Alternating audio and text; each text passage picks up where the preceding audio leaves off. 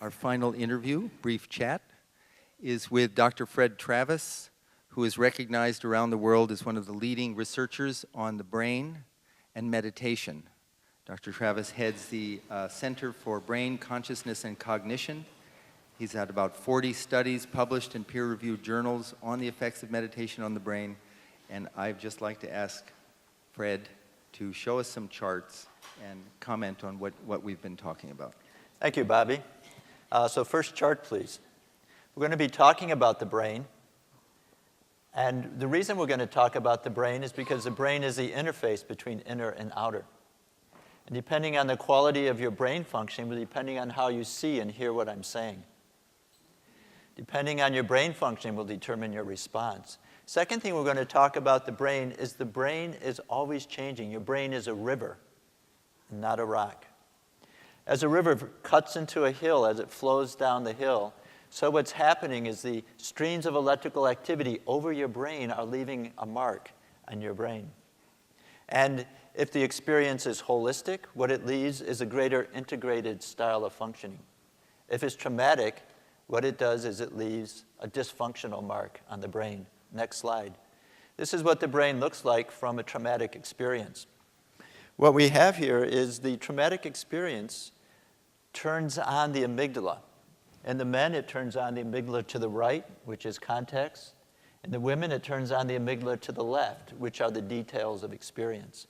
The amygdala is your fear center. So what this is doing is creating a veil of fear through which you're experiencing the world.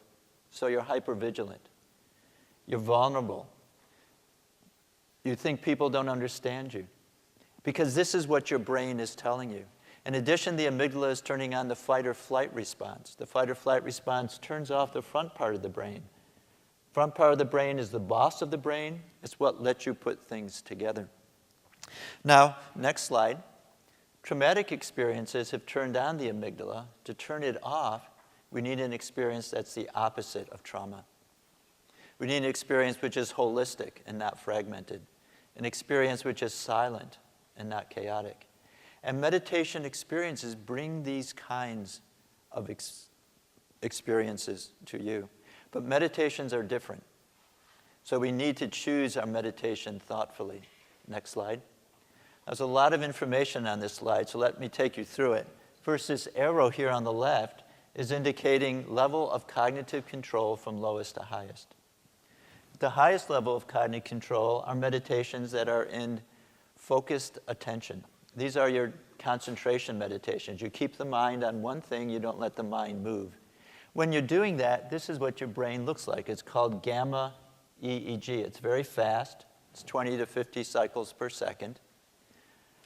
Meditations in this category, for instance, are Tibetan Buddhists. Loving kindness and compassion. Middle level of control, the category is open monitoring.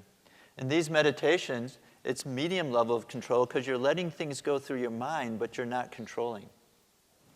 When you're doing this, you see a slower frequency. It's called theta. It looks like this. It goes up and down 5 to 8 times per second.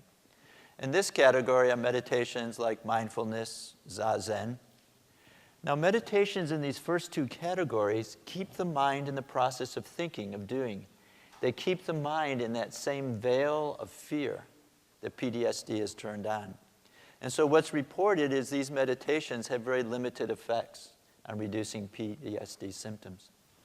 The last category, automatic self-transcending, is lowest level of cognitive control. These are meditations which transcend their own activity. These are meditations which allow you to transcend thinking and experiencing your essence, inner pure consciousness, inner self-awareness. And these have to be automatic. They have to be effortless because any doing would not have let that process happen. Transcendental meditation is in this category. Next slide. This is what the brain is doing during transcendental meditation. What we see here is if it's red, it's more active. So the front of the brain is more active. Notice the subcortical areas of the brain are less active, the colored blue. The front of the brain, your integrative system, is more active. It's able to take experience, put it into a whole. The part of the brain that has to do with hypovigilance is now more quiet. What's happening in transcending is you're resetting the mind and body. What's happening when you're transcending is those fear signals from the brain are being turned off. What's happening is now the integrative center is able to see the bigger picture. The hypervigilance is settling down. TM takes you beyond thinking to silence. Transcending thinking allows you to transcend PTSD. Final slide. Bottom line. Every experience changes the brain.